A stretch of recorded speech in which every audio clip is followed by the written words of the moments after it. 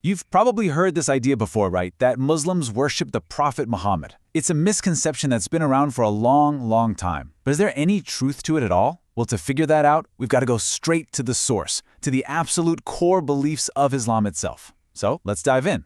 So let's just ask it plainly. Is it true? For centuries, especially in the West, people actually called Muslims Mohammedans, a name that right there implies Muhammad is the one being worshipped. But is that really accurate? To get to the bottom of this, we have to look at what is, without a doubt, the single most important statement in all of Islam. And that foundation, that bedrock, is a powerful declaration known as the Kalma. Now, this isn't just some random phrase. It is the very key that unlocks the door to the faith. It's where everything begins. Okay, so the Kalma has two very distinct parts, and this separation is absolutely crucial. The first part is an ironclad statement of monotheism. There is no deity worthy of worship except God. Full stop. Then the second part immediately defines Muhammad's role, and Muhammad is the messenger of God. See that? He isn't the one being worshipped. He's the one who brings the message from the one who's worshipped. That distinction is literally built into the DNA of the faith. A simple way to think about it is like this. Islam draws a massive, bright line in the sand between the creator and the creation. On one side, you have God, the only one to be worshipped. And on the other side, you have the Prophet Muhammad, a human being, a messenger. And in Islamic theology, blurring that line isn't just a small mistake. It's a huge, fundamental error. In fact, this error has a name, shirk. It's the act of associating partners with God. And it's not just frowned upon. It is considered the single most serious sin a person can commit in Islam. The theology itself basically builds a firewall to stop the worship of anyone or anything that was created, and that absolutely includes a prophet. Okay, so the main creed makes a super clear distinction. But what about the ultimate authority in Islam, the Quran? What does the holy book itself have to say about the prophet's status? And what's really fascinating is that the Quran doesn't leave this up for debate. God actually commands the Prophet Muhammad, in his own words, to clarify exactly who he is, so there can be zero confusion for all time. And here's that command, word for word from the Quran. Say, I am only a human being like you. I mean, it's such a powerful, direct statement. He's not claiming to be a god. He is confirming his humanity. Then the verse explains what makes him special. He's the one who receives revelation about the one God. It perfectly sums up the whole distinction.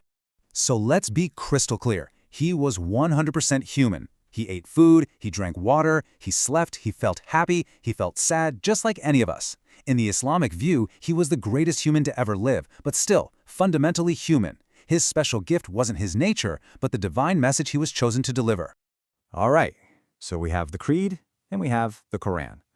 But what did the Prophet Muhammad himself say about all this? Well, it seems he was very, very aware of the risk that his followers might start to deify him after he was gone, and he took some pretty direct steps to stop that from ever happening. Just listen to this incredible statement from him. He flat out warns his followers not to exaggerate in praising him, and he specifically points to what he saw happen with Jesus in Christianity. It's like he's actively trying to prevent himself from being put up on a divine pedestal, and instead he gives himself two very specific titles, slave of God and his messenger. Both of those words emphasize service and a specific role, not divinity.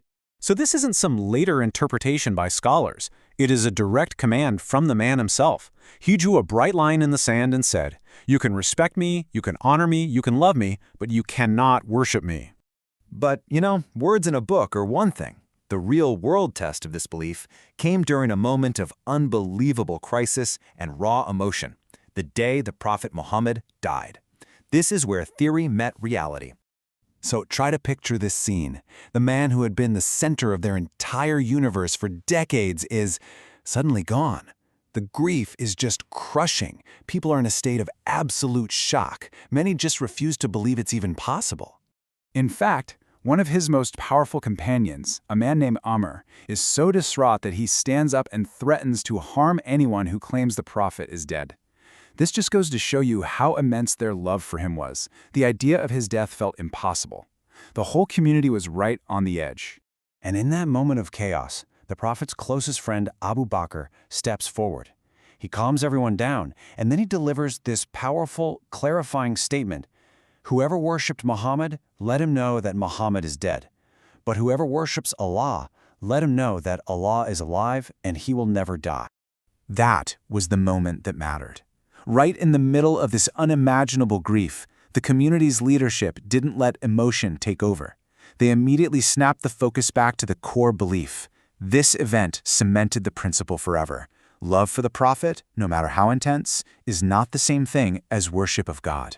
So from the foundational creed, to the Quran, to the Prophet's own warnings, and then to this critical moment in history, the line is drawn in the exact same place, every single time. It all boils down to this really important difference between love and worship. And here's the final distinction laid out nice and clear. For the Prophet Muhammad, there's incredible love, affection, respect, and a deep desire to follow his example. But the actual acts of worship, we're talking prayer, prostration, supplication, total devotion, all of that is reserved for God, and for God alone. So if you take just one thing away from this whole explainer, let it be this. Muslims do not worship Muhammad. They worship the very same God that Muhammad himself worshipped. He isn't the object of their devotion, he's their ultimate role model for how to show that devotion to God. And that kind of leaves us with a bigger question, doesn't it? When we really grasp this sharp line between a messenger and a deity, how does that change the way we look at the central figures in other world religions? It's definitely something to think about. Thanks so much for watching.